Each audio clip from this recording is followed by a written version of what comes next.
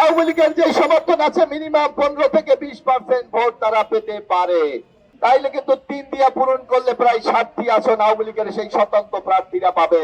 আমরা দেখেছি শেখ হাসিনার আমলে বাংলাদেশের নির্বাচন ব্যবস্থাকে ধ্বংস করে দেওয়া হয়েছে, কিন্তু গত 5ই আগস্টের পর ইতিমধ্যে দেখেছেন ঐক্যমত কমিশনের মাধ্যমে সেই নির্বাচনকে ভোটের অধিকারকে ফিরিয়ে আনার জন্য আগামী দিনে একটি কেয়ারটেকার সরকার প্রতিষ্ঠা করার জন্য সকল রাজনৈতিক দল ঐক্যমত হয়েছে।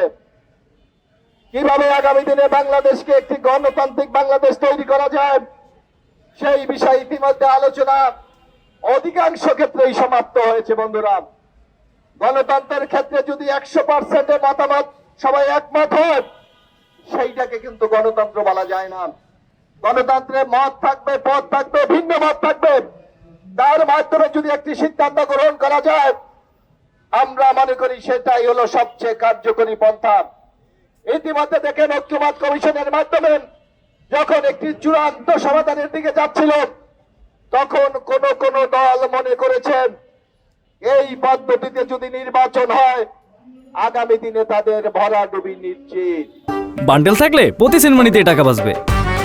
বিকাশ সেনমানি বান্ডেল কিনে জিতুন প্রতি লেনদেনে।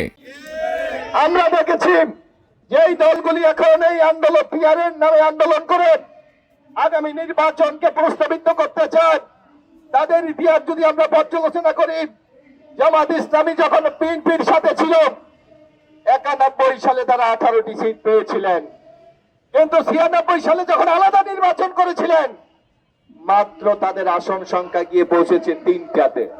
আওয়ামী লীগের যে সমর্থন আছে মিনিমাম 15 থেকে 20% ভোট তারা পেতে পারে। সেখানে দেখবেন যদি 20% ভোট পায় তাইলে কিন্তু 3 দিয়া পূরণ করলে প্রায় 60টি আসন আওয়ামী লীগের সেই স্বতন্ত্র প্রার্থীরা পাবে। আর বর্তমান যে পদ্ধতি আছে এই পদ্ধতির যদি ইলেকশন হয় বাংলাদেশে একটি সিটও স্বতন্ত্রভাবে আওয়ামী লীগের প্রার্থীরা জেতার কোনো সম্ভাবনা নাই। বন্ধুরা, তাই এখানে একটা গভীর ষড়যন্ত্র হচ্ছে।